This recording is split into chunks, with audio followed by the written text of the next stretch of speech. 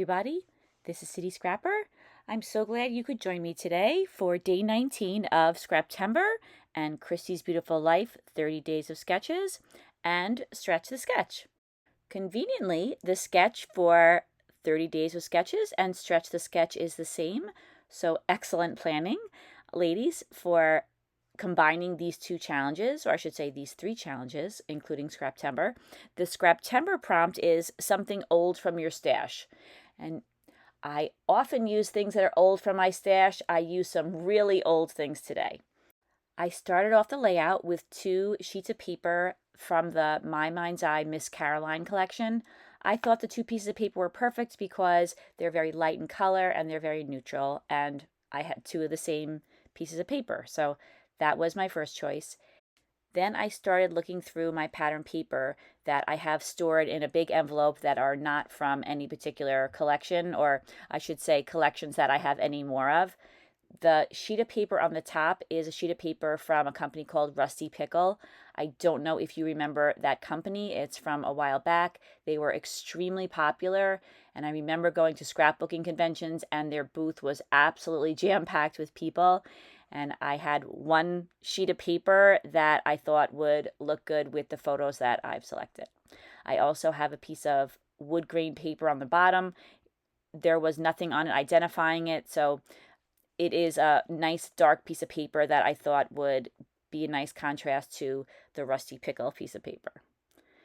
I'm inking the edges of all of the papers on this layout. I'm using some distress ink in Walnut stain.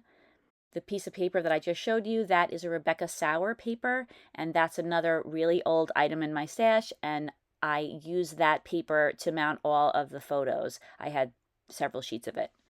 I mounted the 4x6 inch photos individually, and I followed the sketch, and I combined the smaller photos on 1 strip of the off-white paper, and then I also put a sheet of green paper behind it. That's a little yellow bicycle sheet of paper from an old collection. And I noticed that in my photos there are some green tones, so I thought that that would be a good color. The thin strip of paper I'm using right now is just a scrap that I had in my stash. It has a light background and then some script writing on it.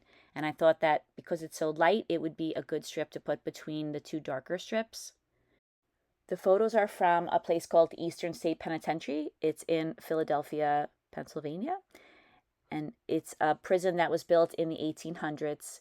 It's now abandoned and it's decaying, but it's just a really cool place to visit. We've been there several times. My older daughter really loves to visit abandoned places. She still does, but she was going through a period where she just couldn't get enough of them. So this was the perfect place to go. And there's something about the way the light streams in. I feel like you can't take a bad photo here. And I know this isn't everybody's taste, but this is just something that I have to agree with her. I think it's really, really cool. And so I wanted to have a double page spread of a lot of the photos that we took. There were lots and lots more. There were also some yellow tones and some blue tones in the photos. The photo all the way over to the right has a lot of green in it. The photo in the center has some green and some yellow, and the photo all the way over to the left has some blue in the flooring. So I wanted to highlight those colors, and so I found some pieces of paper in my stash, and the blue and the yellow paper, I'm not sure what the brand was. They didn't have any markings on them. I don't think they were from any major manufacturers. And then, as I said, the green paper is a little yellow bicycle. So I'm mounting each photo on a mat that reflects the colors that I could see in the photo.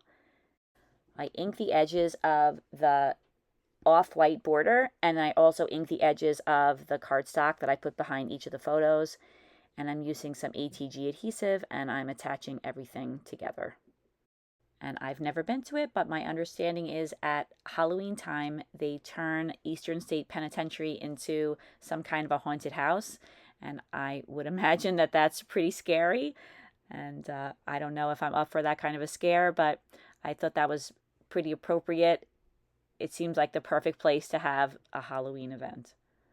Once I had everything attached together, I was happy with the way that it looked, but I didn't know what else to do. So I took a little bit of time going through some of the items and tools in my scrap room, and I found this paper punch that looks like the top of a wrought iron fence, and I thought that this would be a good border for some of the photos.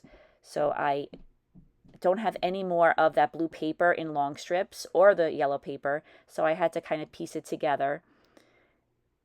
And you can see here that I layered the yellow over the blue, and then I inked the edges of both the blue and the yellow cardstock with again, the Distress ink in Walnut stain. And I'm liking the way that looks, but I'm still thinking it needs something a little bit more. So I found some more of that paper that I used for the thin strip between the two brown pieces of paper on the background. And I'm tearing that, and I'm thinking that that might look like a nice addition along the bottom and the top. So I ink the edges, and I attach all of those pieces down right over that yellow strip and under the yellow strip for the top of the layout. Now I want to add some embellishments to the layout.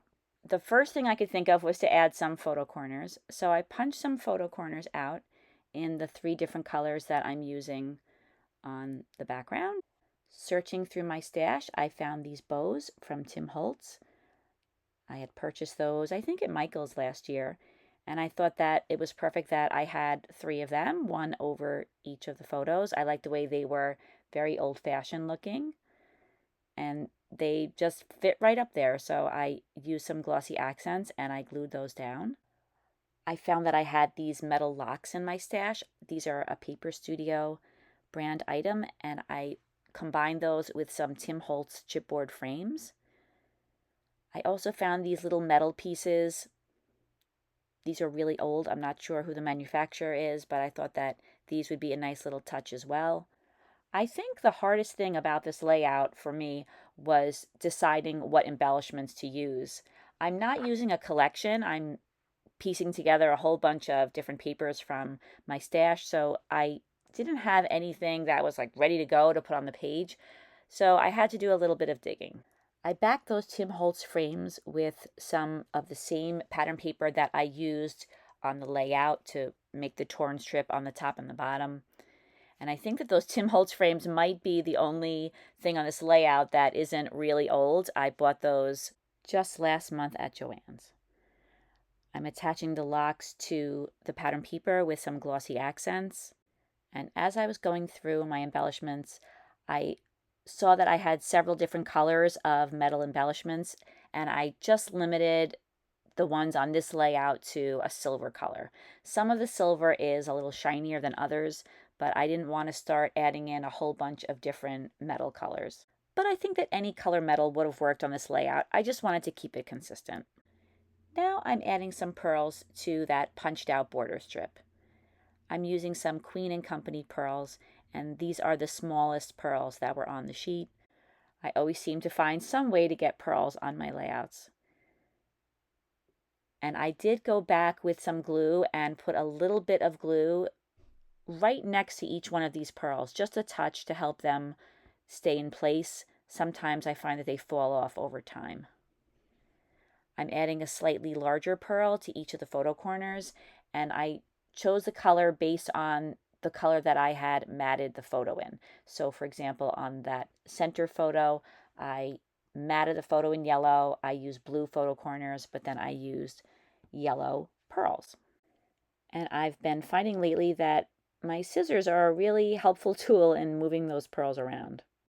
Then I started thinking about my title, and sometimes I use Google to help me expand on some ideas. So I'll put something in there hoping that I will get something more refined or just a little bit better than what I thought of. So first I put in Crumbling Beauty, and although Google didn't help me to expand on that title, I did find out there's a CD that's called Crumbling the Antiseptic Beauty. And then I thought of Beautiful Ruins, and I Googled that, and I found out there's a book called Beautiful Ruins. So I like both of those titles, and I have lots of these pictures. I decided that for this layout, I'll use Beautiful Ruins and maybe Crumbling Beauty on another layout. I added some 7 Gypsies keys on the right-hand side of the layout, and the layout is complete. Here are some close-ups. Thank you so much for watching, everybody. I hope you like this video. I have all the links to all of the scrapbookers following along with Stretch the Sketch and 30 Days of Sketches and Scraptember in the description box, and I hope you'll check them out. There's a lot of great scrapbookers who are playing along. I hope that you have a wonderful day, and I will be back again tomorrow with day 20. I'll see you then. Take care, everybody. Bye-bye.